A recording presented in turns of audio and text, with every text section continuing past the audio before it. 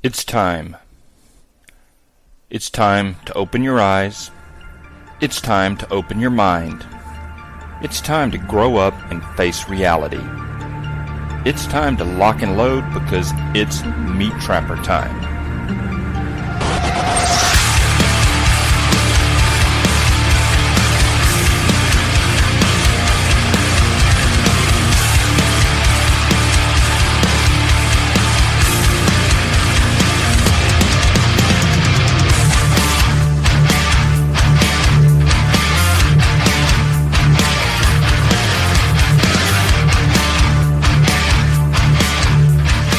Hello everyone, and welcome to episode number 267 of MeatTrapper Radio.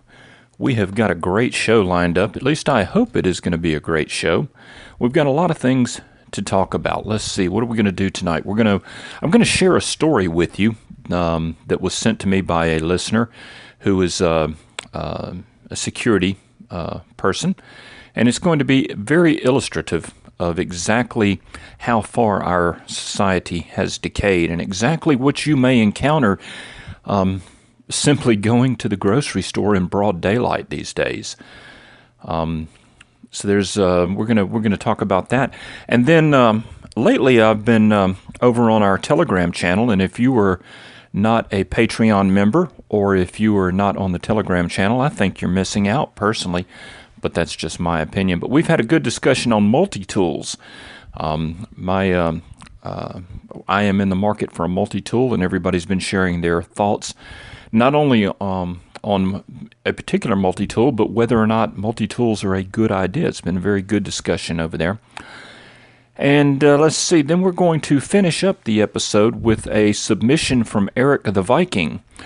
And you see, I hope Wildman is listening. And for those of you who are not familiar with Wildman, he is the author of the two finest poaching manuals that I have ever read, Walk with the Wild Man Volume 1 and Walk with the Wild Man Volume 2. These are outstanding books. And if you do not have a copy of these books on your bookshelf, I would encourage you to consider adding them to your collection. You will not be disappointed, I can promise you that. You can go to MeatTrapper.com and click on Poaching Manuals and check them out and even listen to a sample chapter to know what you're getting. But anyway, Eric was inspired by some of the things that Wildman had written, and so Eric has been doing his Conibear duck fishing, and he has been having tremendous success. And in this segment, he's going to share exactly what he does and how he does it. And on Patreon, there's going to be pictures of exactly how he sets the conibears and baits them and all of that good stuff. So really, really good hands-on stuff here. There's nothing like a good duck dinner, you know. Especially when you go to the grocery stores these days and half the shelves are empty, or you're down to one brand. You know, I've commented on that in previous episodes. And if you think the situation is going to get better, you just keep telling yourself that, whatever it helps you to sleep at night. But anyway, without further ado, I'm going to anonymize this segment a little bit to protect the gentleman who sent it to me, but I can assure you I know the gentleman personally. He is a former state trooper, and now he does security work, and he works in a city here in Tennessee, and the city will remain nameless for obvious reasons, but he was doing security work at a grocery store, at a Kroger's grocery store. Okay? In other words, not a high crime area, just a place that a normal person would go on a regular basis. So he starts out, he says, I have a laugh for you and a serious update on how big city police are now acting. Now keep in mind, this isn't Chicago, this isn't New York, this isn't Los Angeles. This is a city in Tennessee. Okay, you know, conservative Tennessee. Says, tonight I'm working at a Kroger. At 21:45, I go out into the side parking lot, and there's this asshole that's run up against one of the online pickup poles. He's smoking the tires off his truck, trying to do God knows what. So he's run into one of these poles in the parking lot, and he's just got it floored, smoking his tires out of his mind, right? He gets out of the truck and acts like he's doing acrobatics in the parking lot. Then he crawls into the buggy corral and acts like a monkey. Then he crawls under the buggy corral and finally passes out. His truck is still running. So obviously this guy's on something. Why does that not surprise us anymore? Why do we just accept this type of behaviors? This is the kind of stuff that you're liable to run into these days. Do you see how far down we have been degraded? So anyway, he continues. He says, I called the police and informed them of the situation. 30 minutes later, I check on him, and he's still passed out. He hadn't moved. And notice, the cops haven't showed up. So, realizing that this asshole might come to, I turn his truck off and remove the keys and put them under the gas flap. In other words, he's going to make sure the guy can't get back in his truck and, go harm somebody, run people over or what have you. So when he looks in the truck, there was a spoon and a needle on the console in the truck. Of course there is. What else would a person have in their truck but a spoon and a needle? I always, as a matter of fact, I carry 2 spoons and 2 needles because 2 is 1 and 1 is none, and you have to be prepared these days, right?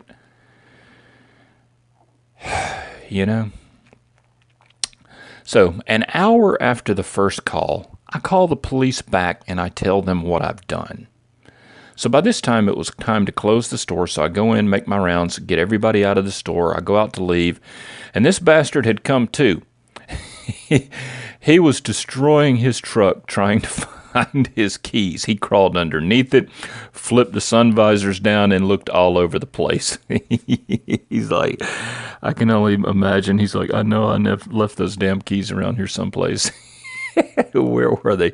In between the time that I heated drugs up in a spoon and took a needle and shot them into my veins and then did acrobatics over on the buggy corral, I can't remember where my keys are. I can, happens to me a lot. I can sympathize. So I left at 23:30 and he still hadn't found them. The police never showed. If the pole would have been one of their family members, hell would have been for rent until his ass was caught. Just a reminder that if you live in a city, your problems don't matter to the police. Handle it yourself because they don't give a rat's ass about you. The next son of a bitch that I catch like that will have a much bigger problem. I'm going to take his keys, leave him a note where I'll leave them. However, they'll be 40 miles from where he's at. And not only that, but he'll have to find them. What can you do? And thank you for sharing that, buddy. You know how much I appreciate that. And stay safe out there, man. And which I know you will. But this is just everyday common occurrences in our cities now. And like I say, this is not even in a big city somewhere. This is right here in Tennessee. And the cops don't even bother to come. I mean, you can get on the internet all day long and look at what goes on in L.A. and Chicago and New York, and people just walk out and block traffic and do whatever they want, and nothing whatsoever will happen to them. But if you happen to roll your window down and tell them to get the hell out of the street, then all of a sudden you're a racist, and we're going to put you in prison for the rest of your life. But that's just a reminder of what you can run into and why you need to be prepared, even if it's just a run to the grocery store, because you really do feel kind of silly strapping on a pistol because you're going to go get a gallon of milk. But that's the reality of our country today. That is the absolute reality of our country. And this is just a result of the degradation of our society. This is what happens when the left destroys our culture, destroys our language, destroys our sense of common moral decency. They destroy and attack anything that is positive, good, moral, and uplifting. They attack common values, traditional values. Everything has been labeled hate as hate. You know, the founding fathers were hateful racists. Religion is hateful. Everything is hateful. And they do this very deliberately, because in order to, quote, what does Joe Biden say, build back better? In order to build the country back better, they first have to destroy it. I mean, think of if you have a house. You can't build your house back better while it's still standing. You have to knock the house down to build the house back. That's exactly what they're doing. And so basically, the left has launched an all-out attack on any form of positivity. Okay? Anything that is positive, anything that is moral, anything that is decent, anything that is upright, they attack. And they replace it with negativity. And they're very successful at it. And the end result is that they have broken our national moral values. And the story that I just relayed to you is a classic, everyday example of the results. Because I can promise you, growing up in the South, this was never how it was. And if somebody had conducted themselves when I was a child in the 60s, if anybody had conducted themselves like that, you wouldn't have had to call the police, because the men would have come over and kicked the ever-loving shit out of him and rendered him physically unconscious, and then called the police to come pick him up. And the police would have slapped all the men on the back and said, "Good job, thank you for saving me from having to do that." And so you didn't have behavior like this when I was a child in the country that I grew up in, a different country. You didn't have behavior like this. Now, I guarantee you, if you lay one hand on that son of a bitch, you're the one that's going to jail, not him. They're going to get him help. You're the one that's going to have your life ruined. You're the one that's going to be arrested, thrown in jail with God knows what in there, lose your job, have a criminal record, and probably get sued. And that's all because of how the left has managed to handle things. So just keep that in mind.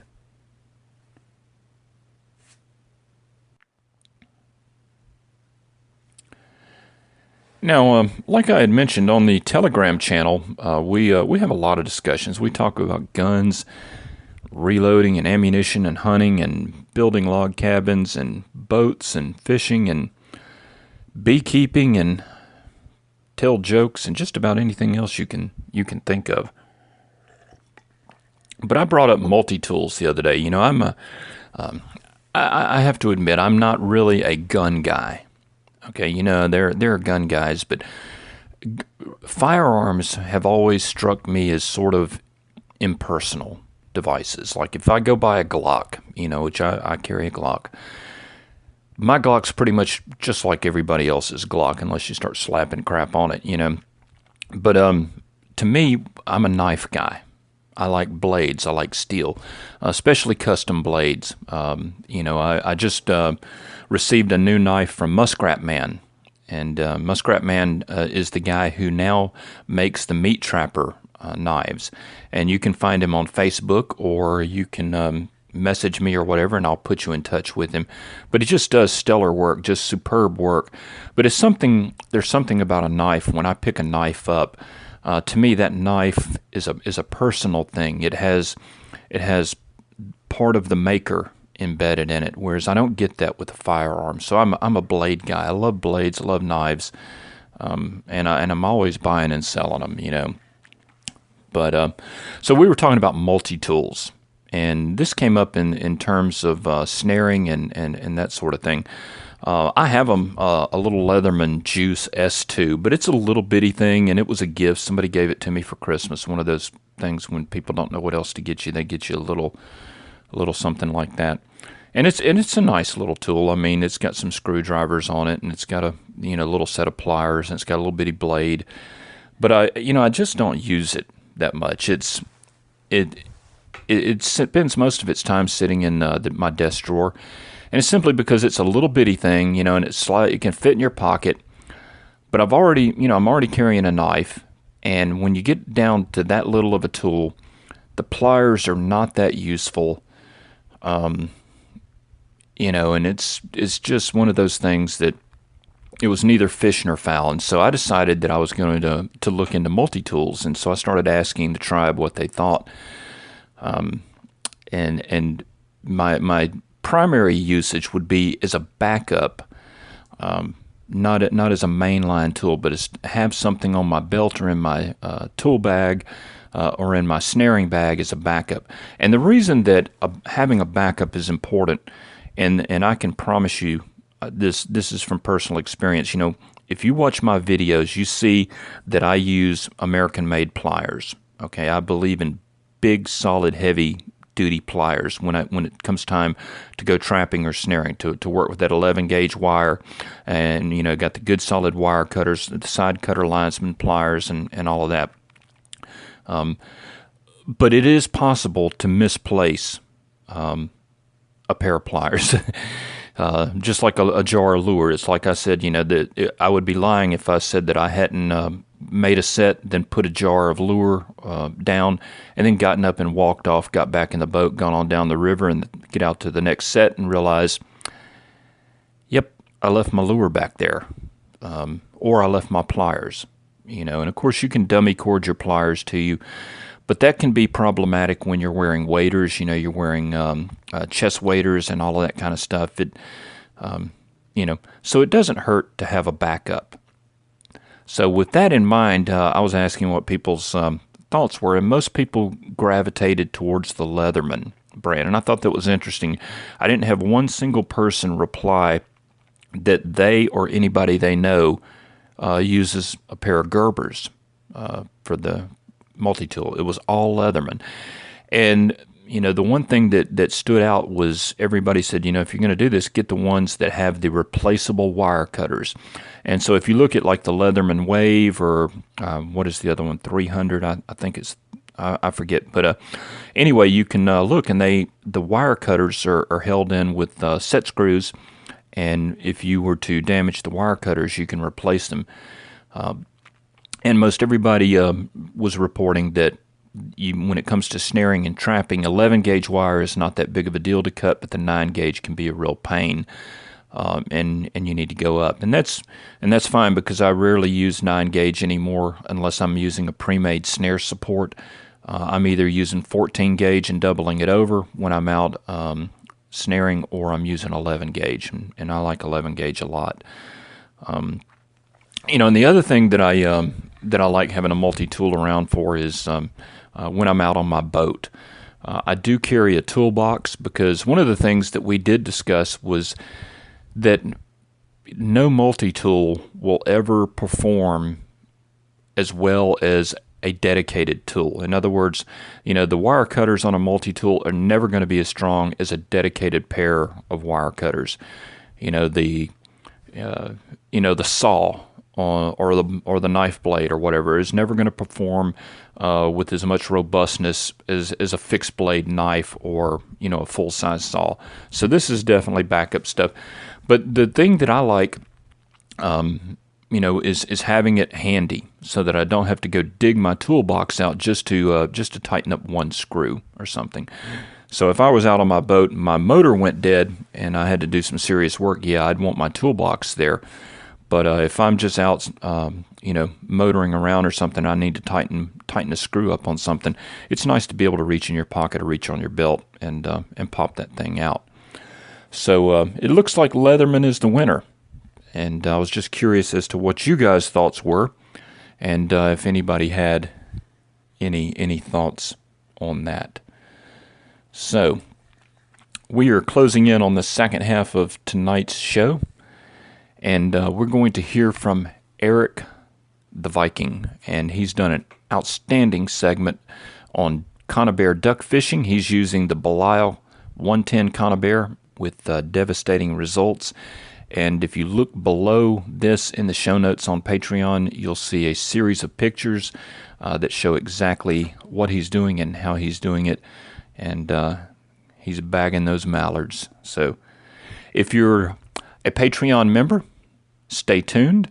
And if you are not, you ought to consider checking it out. You can go to patreon.com/MeatTrapper and get signed up.